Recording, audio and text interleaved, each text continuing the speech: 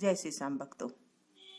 आज हम श्री सत्यनारायण भगवान जी की कथा का स्मरण करेंगे।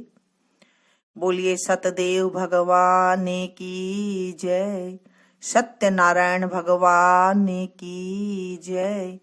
एक समय नैमिषारण्य तीर्थ में सौनकादि 88,000 ऋषियों ने श्री सुत जी से पूछा, हे प्रभु, इस कलयुग में वेद विद्या रहित मनुष्य को प्रभु भक्ति किस प्रकार मिलेगी तथा उनका उद्धार कैसे होगा।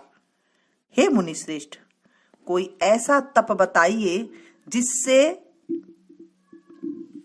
जिसमें थोड़े समय में ही पुण्य प्राप्त हो तथा मनवांछित फल मिले। वह कथा सुनने की हमारी इच्छा है। सर्वशास्त्र ज्ञाता श्री सुत जी बोले, हे वैष्णवों, मैं पूज्य आप सबने प्राणियों के हित की बात पूछी है, अतः मैं उस श्रेष्ठ व्रत को आप लोगों को बताऊंगा जिस व्रत को नारद जी ने लक्ष्मी नारायण जी से पूछा था और श्री लक्ष्मीपति ने मुनि श्रेष्ठ नारद जी से कहा था। सो ध्यान से सुनो। एक समय योगीराज नारद जी ने दूसरों के हित की इच्छा से अनेक लोकों में घूमते हुए मृत्यु लोक में आ पहुंचे। यहाँ अनेक योनियों में जन्मे हुए प्राय सभी मनुष्य के अपने कर्मों द्वारा अनेकों दुखों से पीड़ित देखकर सोचा, किस यत्न के करने से निश्चय ही मानव के दुखों का नाश हो सकेगा। ऐसा मन में सोचकर विष्णु लोक को गई।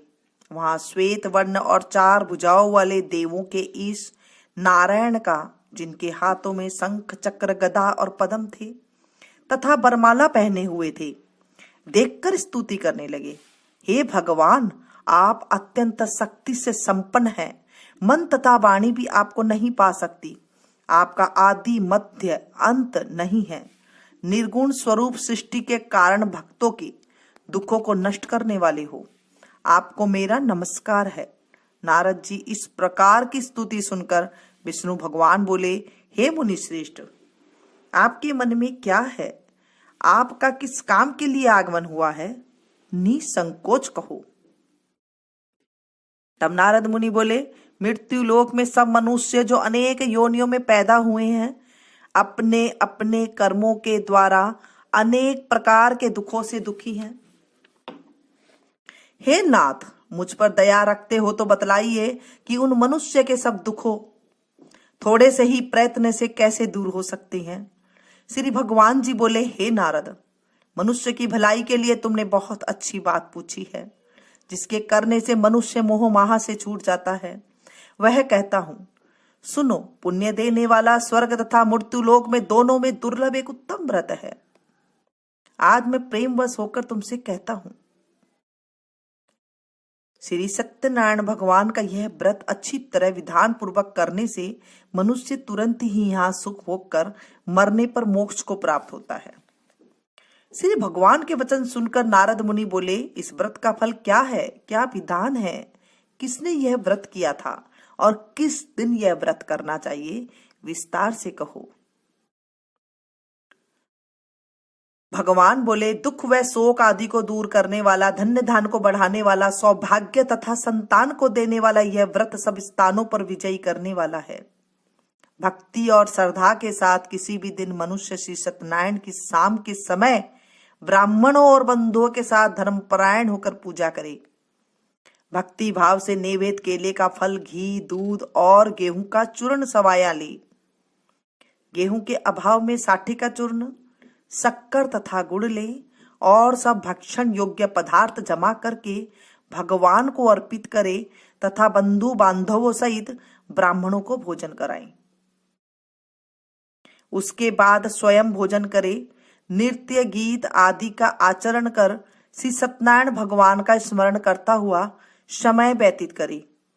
इस तरह व्रत करने पर मनुष्य की इच्छा निश्चय ही पूरी होती है। विशेषकर कली काल में मृत्यु लोक में यह मोक्ष का सरल उपाय है। इति श्री सत्यनारायण व्रत कथा का प्रथम अध्याय संपूर्ण। श्रीमन नारायण नारायण नारायण। भज मन नारायण नारायण नारायण। श्री सत्यनारायण भगवान की जय, सतदेव भगवान की जय। द्वितीय अध्याय। सुत जी बोले, हे ऋषियों, जिसने पहले समय में इस व्रत को किया है उसका इतिहास कहता हूं, ध्यान से सुनो। सुंदर काशीपुर नगरी में एक अत्यंत निर्धन ब्राह्मण रहता था। वह भूख प्यास से बेचैन हुआ नित्य पृथ्वी पर घूमता रहता था। ब्राह्मणों से प्रेम करने वाला भगवान ने ब्राह्मण का रूप धारण कर उसके पास जाकर आदर के साथ पूछा, हे विप्र, नित्य दुखी हुआ पृथ्वी पर क्यों घूमता है? दीन ब्राह्मण बोला, मैं निर्धन ब्राह्मण हूं, भिक्षा के लिए पृथ्वी पर फिरता रहता हूं। हे भगवान, यदि आप इसका उपाय जानते हो तो कृपा करके कहो। वृद्ध ब्राह्मण बोला, सत्यनारायण भगवान मनवांछित फल देने वाले हैं, इसलिए हे ब्राह्मण तू उनका पूजन कर, जिसके करने से मनुष्य सब दुखों से मुक्त होता है।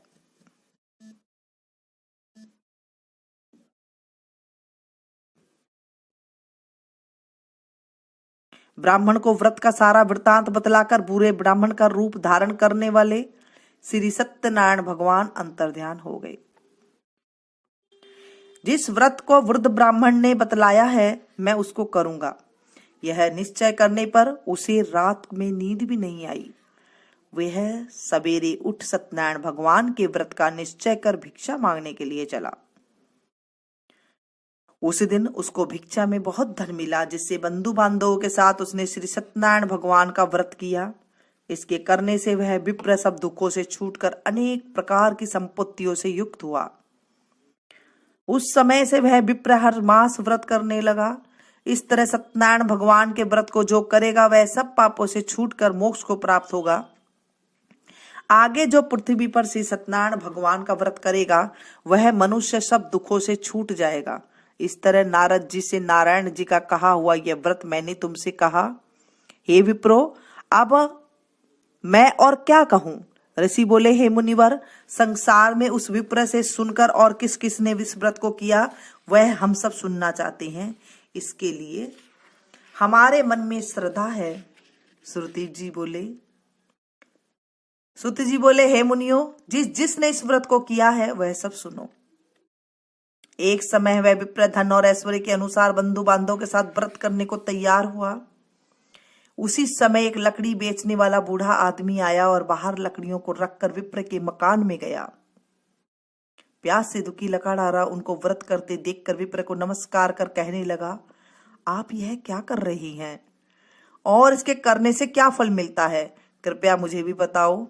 ब्राह्मण ने कहा, सब मनोकामनाओं को पूर्ण करने वाला यह श्री सत्यनारायण भगवान का व्रत है। इसकी ही कृपा से मेरे यहाँ धन्य धान्य की वृद्धि हुई है।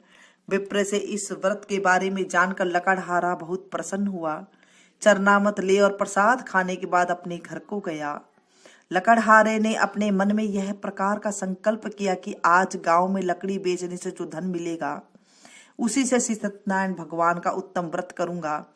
यह मन में विचार कर वह बूढ़ा आदमी लकड़ियां अपने सिर पर रखकर जिस नगर में धनवान लोग रह रहे थे वह ऐसे सुंदर नगर में गया। उस रोज वहां पर उसे उन लकड़ियों के दाम पहले दिनों से चौगुना मिले। तब वह बूढ़ा लकड़हारा दाम ले और अति प्रसन्न होकर पके केले की फली, शक्कर, घी, दूध, दही और गेहूं का चूर्ण इत्यादि श्री सत्यनारायण भगवान के व्रत की कुल सामग्रियों को लेकर अपने घर गया। फिर उसने अपने भाई बंधुओं को बुलाकर विधि के साथ भगवान जी का पूजन और व्रत किया। उस व्रत के प्रभाव से वह बूढ़ा लकड़हारा धन, पुत्र आदि से युक्त हुआ और संसार के समस्त सुख भोग कर बैकुंठ को चला गया। इति श्री सत्यनारायण व्रत कथा का द्वितीय अध्याय संपूर्ण। श्रीमन नारायण नारायण नारायण, भज मन नारायण नारायण नारायण। श्री सत्यनारायण भगवान की जय, सतदेव भगवान की जय। तृतीय अध्याय। सुत जी बोले, हे श्रेष्ठ मुनियों, अब आगे की कथा कहता हूँ। पहले समय में उल्का मुख नाम का एक बुद्धिमान राजा था। वह सत्यवक्ता और जितेंद्रिय था। प्रतिदिन देव स्थानों पर जाता तथा गरीबों को धन देकर उनके कष्ट को दूर करता था। उसकी पत्नी कमल के समान मुख वाली और सती साध्वी थी। भद्रशिला नदी के तट पर उन दोनों ने श्री सत्यनारायण भगवान का व्रत किया। उस समय वहां एक साधु नामक वेश्य था। उसके पास व्यापार के लिए बहुत सा धन था। राजा को व्रत देखकर वह विनय के साथ पूछने लगा, हे राजन, भक्ति तो चित्त से ये आप क्या कर रहे हैं? मेरी सुनने की इच्छा है, सो आप मुझे बतलाइए। राजा बोले, हे साधु, अपने बांधवों के साथ पुत्र आदि की प्राप्ति के लिए यह महाशक्तिवान श्री सत्यनारायण भगवान का व्रत व पूजन किया जा रहा है। राजा के वचन सुनकर साधु आदर से बोला, हे राजन, मुझसे इसका सब विधान कहो। मैं भी आपके कथानुसार इस व्रत को करूंगा। मेरे भी कोई संतान नहीं है और इससे निश्चय ही होगी। राजा से जब विधान सुन व्यापार से निवृत्त तो वह आनंद के साथ घर गया। साधु ने अपनी पत्नी से संतान देने वाले उस व्रत का वर्णन सुनाया और कहा, जब मेरी संतान होगी तब मैं इस व्रत को करूंगा। साधु ने ऐसे वचन अपनी पत्नी लीलावती से कहे। एक दिन उसकी पत्नी लीलावती पति के साथ आनंदित हो सांसारिक धर्म में प्रभुत्व होकर श्री सत्यनारायण भगवान की कृपा से गर्भवती हो गई तथा 10वें महीने में उसके एक सुंदर कन्या का जन्म हुआ। दिनों दिन वह इस तरह बढ़ने लगी जैसे शुक्ल पक्ष का चंद्रमा बढ़ता है। कन्या का नाम कलावती रखा गया।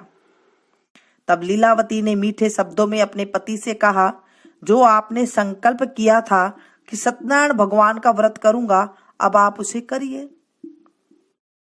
साधु बोला, हे प्रिय, इसके विवाह पर करूंगा। इस प्रकार अपनी पत्नी को आश्वासना दे वह नगर को गया। कलावती प्रति ग्रह में वृद्धि को प्राप्त हो गई। साधु ने जब नगर में सखियों के साथ अपनी पुत्री को देखा तो तुरंत ही दूत को बुलाकर कहा, पुत्री के लिए कोई सुयोग्य वर देख कर लाओ।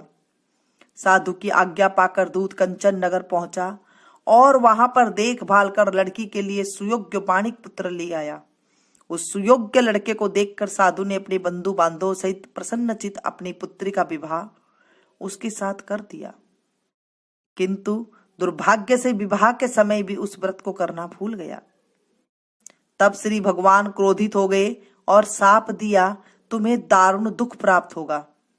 अपने कार्य में कुशल साधु बनिया जमाता सहित समुद्र के समीप स्थित होकर रत्नसारपुर नगर में गया और वहां दोनों ससुर जमाई चंद्रकेतु राजा के उस नगर में व्यापार करने लगे। एक बार भगवान ने श्री सत्यनारायण की माया से प्रेरित कोई चोर राजा का धन चुराकर भागा जा रहा था, किंतु राजा के दूतों को आता देखकर चोर ने घबराकर भागते हुए राजा के धन को वहीं चुपचाप रख दिया जहां ससुर जमाई ठहरे हुए थे।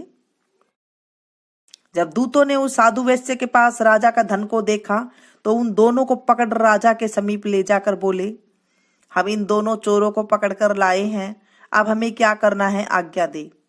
राजा की आज्ञा से उन्हें कारावास में डाल दिया और उनका धन छीन लिया। श्री सत्यनारायण भगवान के श्राप द्वारा उनकी पत्नी भी घर पर बहुत दुखी हुई और उनके घर पर जो धन रखा था उसे भी चोर चुरा कर ले गए। शारीरिक व मानसिक पीड़ा तथा भूख प्यास से अति दुखी हो अन्न की चिंता में कलावती एक ब्राह्मण के घर गई। वहां उसने श्री सत्यनारायण भगवान का व्रत होते देखा। फिर कथा सुनी तथा प्रसाद ग्रहण कर रात को घर आई।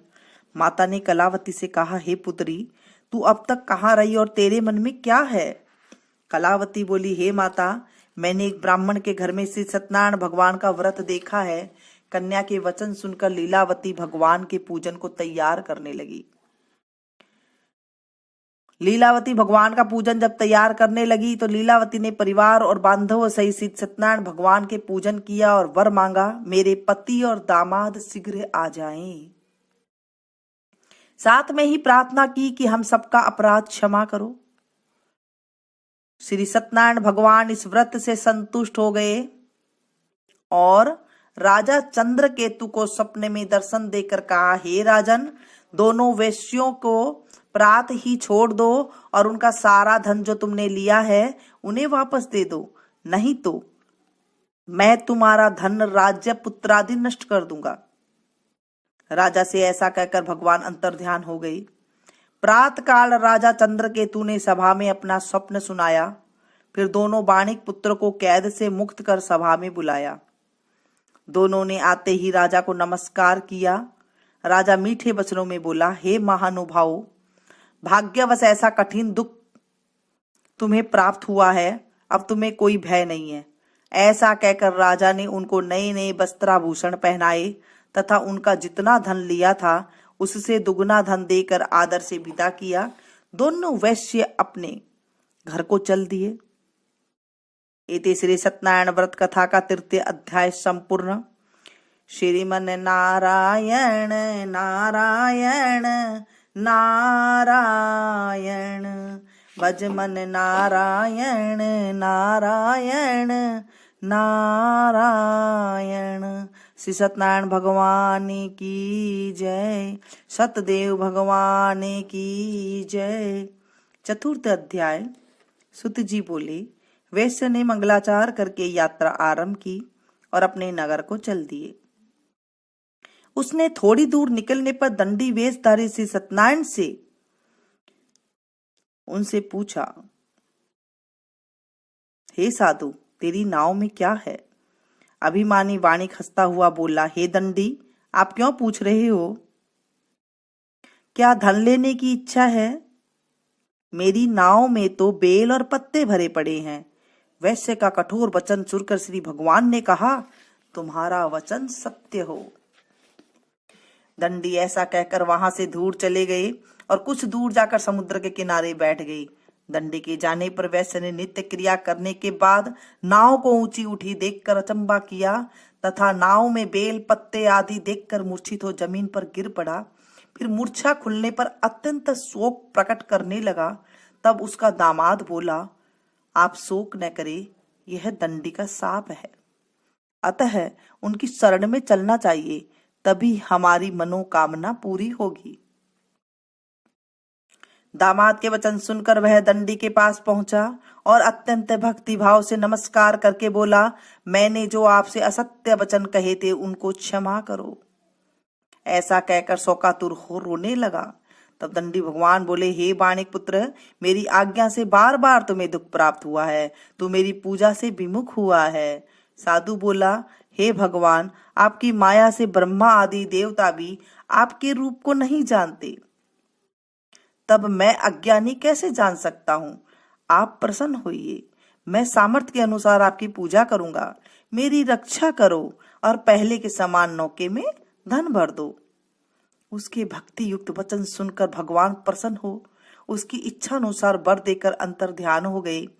तब उन्होंने नाव पर आकर देखा कि नाव धन से परिपूर्ण है। फिर वह श्री सत्यनारायण भगवान का पूजन कर साथियों सहित अपने नगर को चला। जब वह अपने नगर के निकट पहुंचा तब दूत को घर भेजा। दूत ने साधु के घर जाकर उसकी पत्नी को नमस्कार कर कहा, साधु अपने दामादी सहित इस नगर के समीप आ गए हैं। ऐसा सुन साधु की पत्नी ने बड़े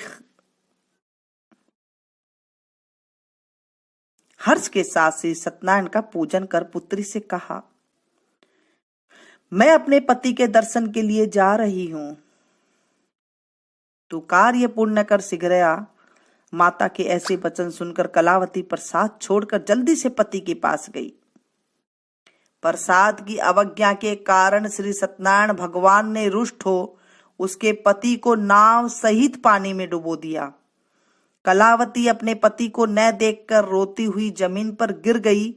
इस तरह नौका को डूबा हुआ तथा कन्या को रोता हुआ देख साधु उस दुखी होकर बोला, हे प्रभु, मुझसे या मेरे परिवार से जो भूल हुई है उसे क्षमा करो।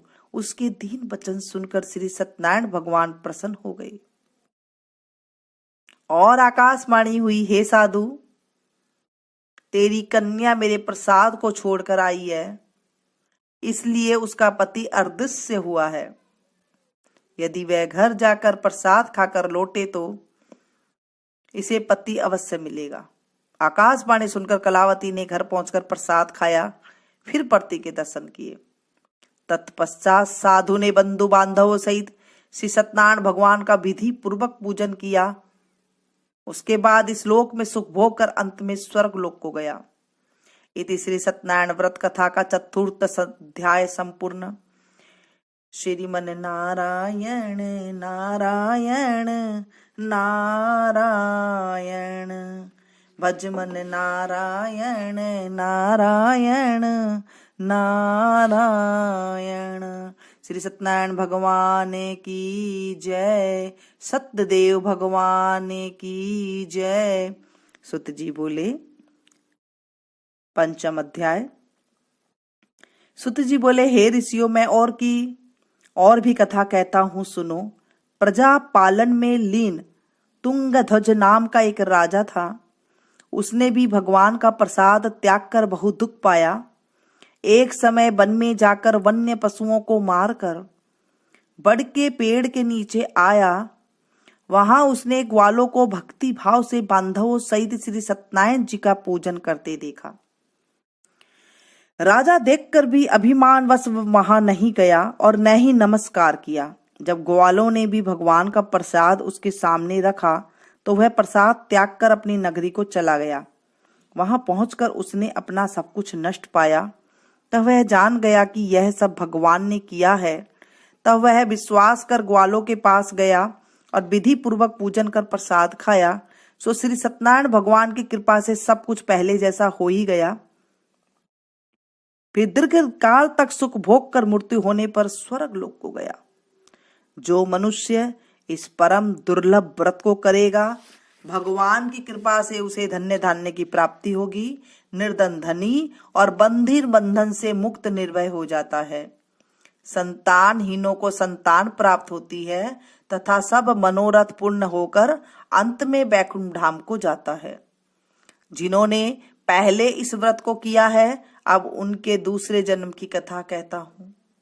वृद्ध सतानंद ब्राह्मण ने सुदामा का जन्म लेकर मोक्ष को पाया। लकड़हारे ने अगले जन्म में निषाद बनकर मोक्ष प्राप्त किया। उल्का मुख नाम का राजा दशरथ होकर बैकुंठ को प्राप्त हुआ। साधु नाम के वैश्य ने मोरध्वज बनकर अपने पुत्र को आरे से चीरकर मोक्ष को प्राप्त किया। महाराज तुंगध्वज ने स्वयंभू होकर भगवान में भी भक्ति युक्त हो कर्म कर मोक्ष प्राप्त किया। इति श्री सत्यनारायण व्रत कथा का पंचम अध्याय संपूर्ण। श्रीमन नारायण नारायण नारायण, भजमन नारायण नारायण नारायण। श्री सत्यनारायण भगवान की जय। अब हम भगवान जी सत्यनारायण भगवान जी की आरती करेंगे। ओम जय लक्ष्मी रमणा, स्वामी जय लक्ष्मी रमणा, सत्यनारायण स्वामी श्री सत्यनारायण स्वामी, जनपातक हरणा, जय लक्ष्मी रमणा, रतन जड़ित सिंहासन, अद्भुत छवि राजे ओ स्वामी अद्भुत छवि राजे, नारद करत निरंजन, नारद करत निराजन, घंटा ध्वनि बाजे, जय लक्ष्मी रमणा, प्रगट भये कलि कारण, दिज को दरस दिया स्वामी दिज को दरस दियो, बूढ़ो ब्राह्मण बन कर, बूढ़ो ब्राह्मण बन कर कंचन महल कियो, जय लक्ष्मी रमणा, दुर्बल भील कठारो, जिन पर कृपा करी, स्वामी जिन पर कृपा करी, चंद्रचूड़ एक राजा, चंद्रचूड़ एक राजा, तिनकी विपत्ति हरी, जय लक्ष्मी रमणा। वैश्य मनोरथ पायो सरधा तज दीनी, स्वामी सेवा तज दीनी। सो फल भोग्यो प्रभु जी, सो फल भोग्यो संवरा, फिर स्तुति कीनी। जय लक्ष्मी रमणा। भाव भक्ति के कारण छिन छिन रूप धराओ, स्वामी पल पल रूप धरो। सरदा धारण कीनी, भक्ति धारण कीनी, तिनको काज शरू।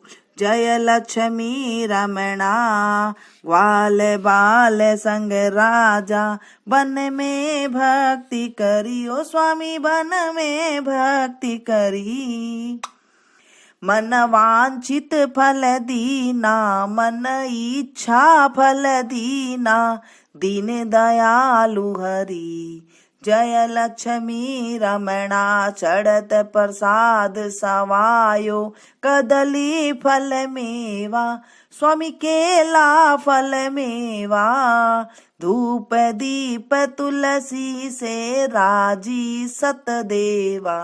जय लक्ष्मी रमणा। श्री सत्यनारायण भगवान जी की, स्वामी जी की आरती जो कोई नर गावे, ओ स्वामी प्रेम सहित गावे। कहत शिवानंद स्वामी, मन रटत हरि हर स्वामी, सुख संपत्ति फल पावे। जय लक्ष्मी रमणा। कहत शिवानंद स्वामी, मन वांछित फल पावे। जय लक्ष्मी रमणा। जय लक्ष्मी रमणा, ओ स्वामी जय लक्ष्मी रमणा। सत्यनारायण स्वामी, श्री सत्यनारायण स्वामी, जन पातक हरणा। जय लक्ष्मी रमणा। बोले सतदेव भगवान की जय, सत्यनारायण भगवान की जय। आज हमने सत्यनारायण भगवान की कथा सुनी है। इसे आप ज्यादा से ज्यादा शेयर करें ताकि औरों को भी लाभ मिल सके। मिलती हूँ फिर से एक नई वीडियो में नई जानकारी के साथ। तब तक आप लोग देखते रहिए मीनू संगीत। Thank you.